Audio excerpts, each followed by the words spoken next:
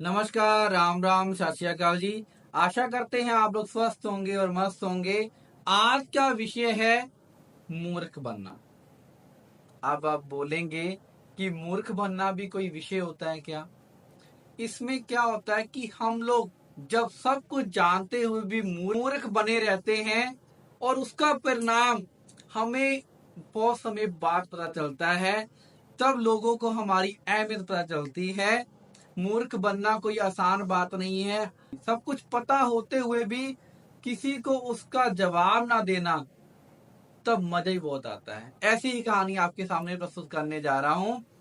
एक नगर में पंडित जी रहते हैं जो अपनी बुद्धिमता के लिए मशहूर थे।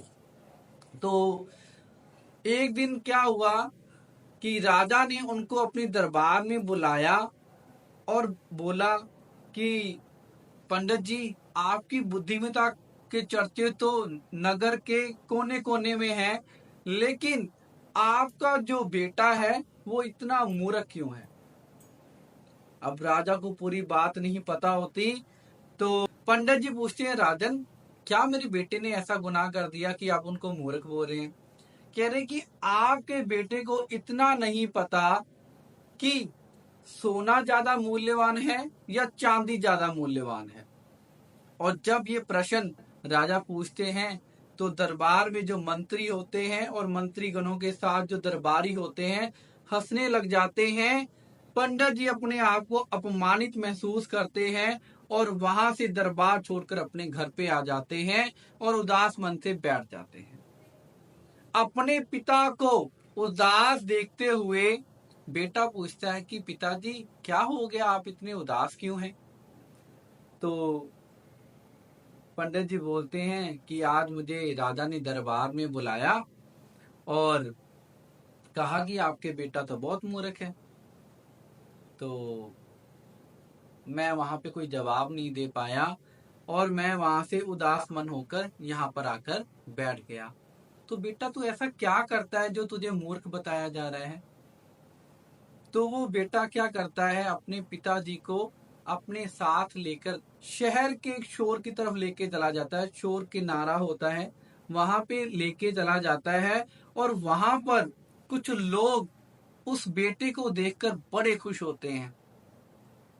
तो अब पूरा माजरा बेटा बताता है कि पिताजी, जब भी मैं पढ़ने के लिए स्कूल जाता हूँ तो रास्ते में राजा जी का दरबार लगा हुआ करता है और वो रोज मुझे अपने पास बुलाते हैं और पूछते हैं कि आपको दो सिक्के दिए जा रहे हैं, इसमें से जो आपको मूल्यवान लगता है आप वो उठा लें।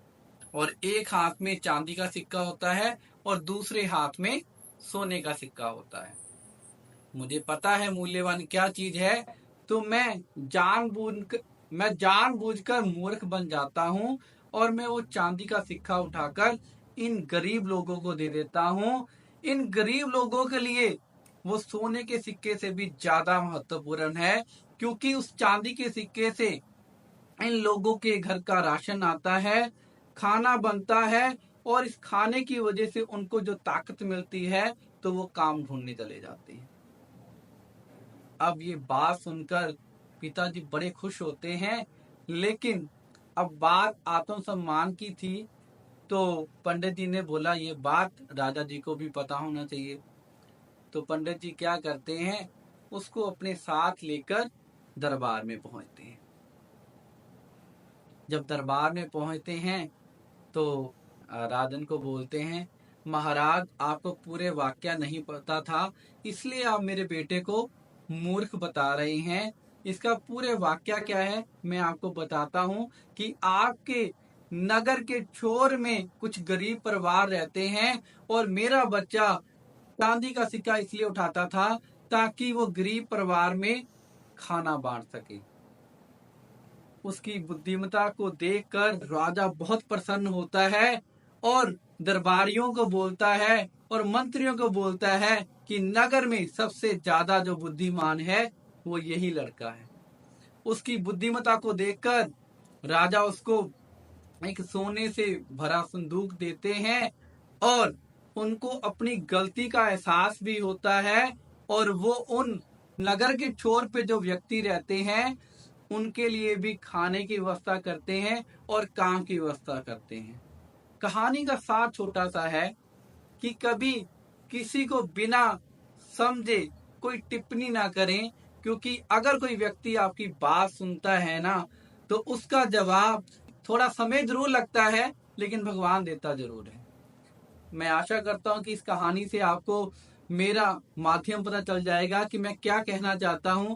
मुझे भी कई बार आलोचना मिलती है कि तूने ये कौन सा धंधा पकड़ लिया है, यूट्यूब पे तू बातें करता है, क्या तेरे पास इतना ज्ञान है।